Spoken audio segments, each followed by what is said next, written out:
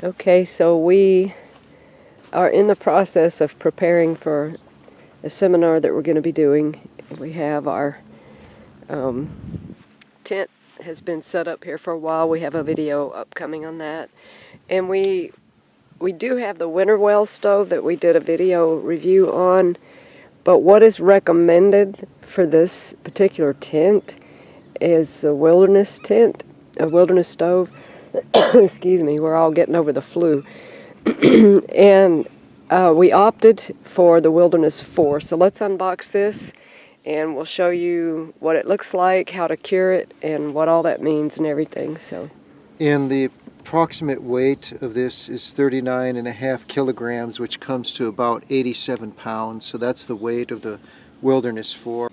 We just noticed these are our stove pads, so just beware whenever you open the box.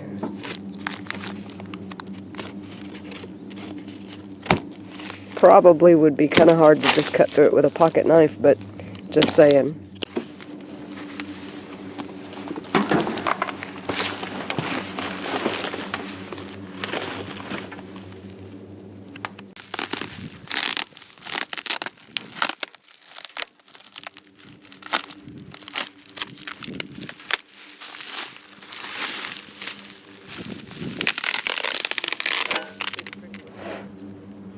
I like that it's got a gasket on the door.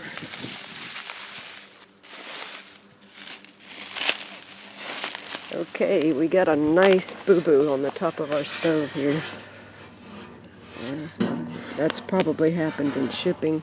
Probably will not hurt the stove, but that's not good. Here as well, nick out of there. Big old, yeah, that's actually into the metal right there. And you gotta, that's the metal too right there. I don't know how well that shows up on the camera, but that's quite a divot. Yeah, I'm sure that's not the stove company's fault. That's in shipping, but we'll deal with that later.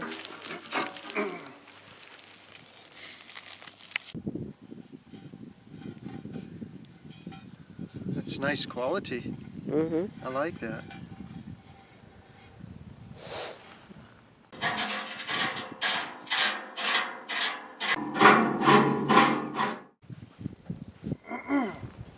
Seems pretty sturdy, even on the ground, which probably isn't perfectly even, but it sets pretty solid. It's not flimsy.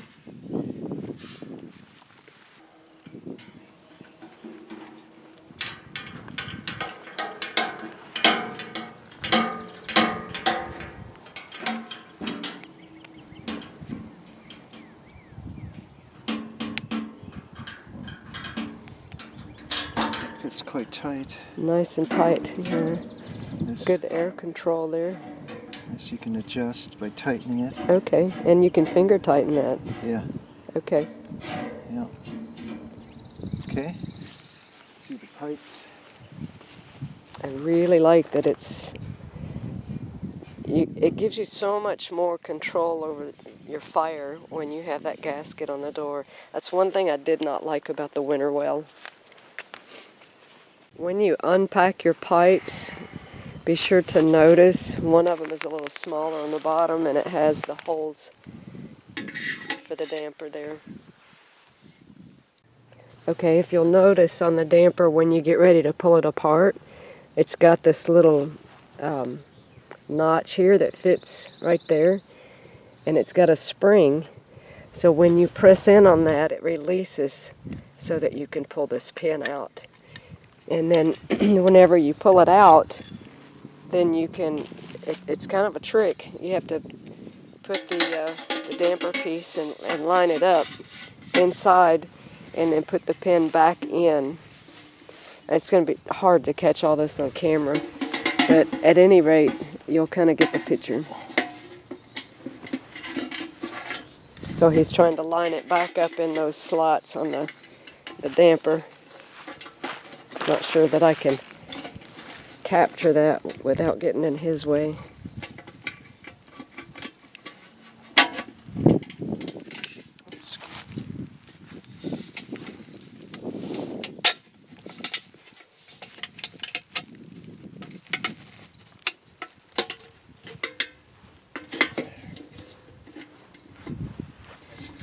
too. Very good. So that's our first piece of pipe.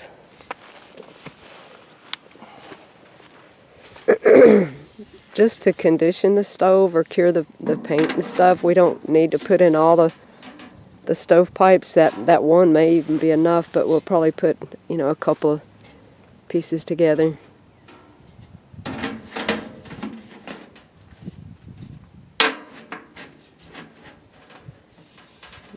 Okay, very easy to assemble. Very basic and straightforward. You really kind of don't need directions. It's kind of straightforward.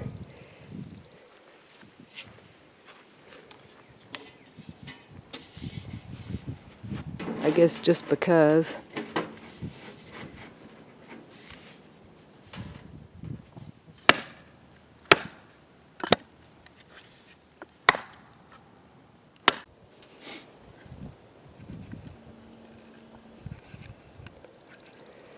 Once this heats up, we'll see the paint start changing color a little bit.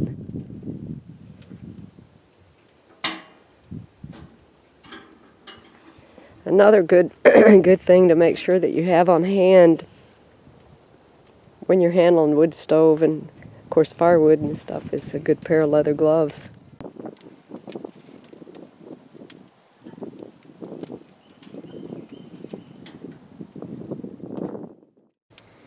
Just an update on the progress. The fire is having a hard time getting going, even though we had the front end open here, but I forgot to open my damper. Now that we've got that opened up, it's drawing better, and so we'll check back. Not sure if it'll show up on the camera, but you can see the heat on the top of the stove, and as I look across it, I'm noticing that the paint is beginning to change, and also the stove itself is smoking, and that's pretty typical when you cure a new stove. They'll smoke the first time you use them.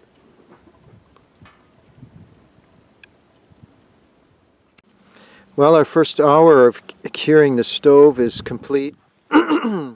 They recommend the front vent being open a third of the way and the stove half full, and heat that way for about 2 hours. And if the stove hasn't turned a dull black, then to open the vent further to allow it to heat up more to cure the stove. And during this time it will also cure the stove pipe, and they recommend just doing the first 2 sections, but we did the first 3 sections, and that should turn a dull gray.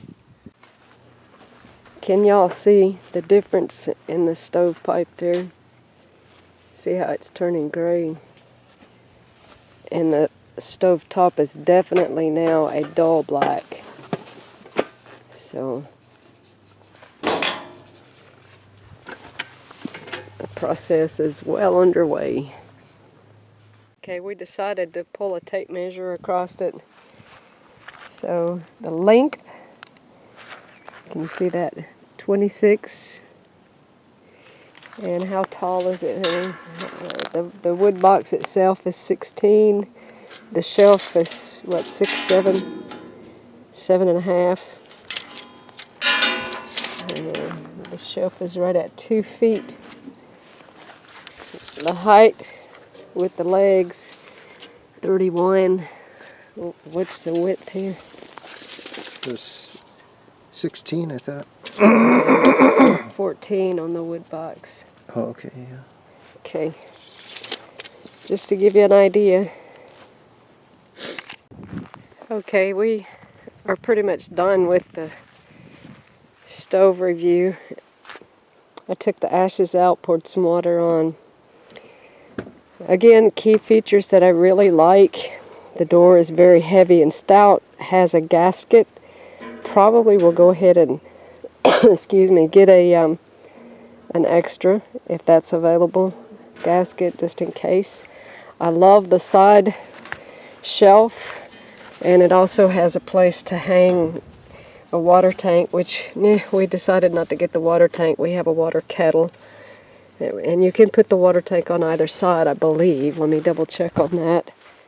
Yes, you can put the water tank and you can put the shelf on either side, and you can get an extra shelf so that you have one on either side. The stove is cured now. You can see the pipe and the stove have changed colors, and a little bit more to go on that. We went ahead and put the spark arrestor on because we're out here in the field and the grass is dry. But it's supposed to rain tomorrow, so we're going ahead and breaking stuff down. But I wanted to point out, if you remember at the very beginning when we were unboxing it, this ding right here is quite a gouge, and it almost seems like it could have gone all the way through, but it didn't. But I sent pictures of these to the wall tent shop, and they just took care of it. I mean, they're giving us, I don't know, it's probably close to half our money back on the stove, and so the customer service is very good. One thing that I don't know if we pointed out, and I don't think you can see it on the camera, we did talk about the reinforcements that are welded in here, which is nice, but on the top of the stove here on the inside, it's actually a double plate. The entire top. You can't really see it. It's an extra plate. I can stick my thumb up in there and I can feel that there's an extra plate there. So all in all, it's a really nice little wood stove. What's your thoughts, honey? Well, I just wanted to comment. All in all, I agree with my wife. The stove is excellent. The firebox is much bigger than I thought it would be, and I believe if you would fill that full of the right kind of wood, that could burn through the night, and that's very nice. But I will say, even though all in all it is very nice, I know the one thing that I was somewhat disappointed on was the chimney. We didn't have it in the tent, so we didn't have it really supported, but it really doesn't set quite well. It just doesn't seem very solid in the stove. Now again, if this is going through the stove jack, that probably would eliminate that, but it does move around quite easily. That again could be just the fact because it's not through the stove jack, but other than that, I really have to say very pleased with the stove and their willingness to help us out with the damage. I'm gonna take them inside the tent just to show the stove jack, and then we're actually using this equipment this week to teach a class, and so we want to get it down and move it over to where we're teaching before it starts raining. But let me just show you the stove jack. We got the extended fly, and you can see on the fly right there, that rolls back so that the pipe can come through, and then I'll show you on the inside that, where it comes through here. Now for that particular stove, we would have to cut the stove jack out a little bit more, make it a little bit bigger. But we're not going to do that right away because we also have the Winterwell stove, and if you haven't seen our review on that little stove there, we do have that on the web page. So I think we're going to use the Winterwell in here for our class, and so we're not going to cut that out right now. So that's the Wilderness 4 stove review, and I want to do a quick go through of this tent.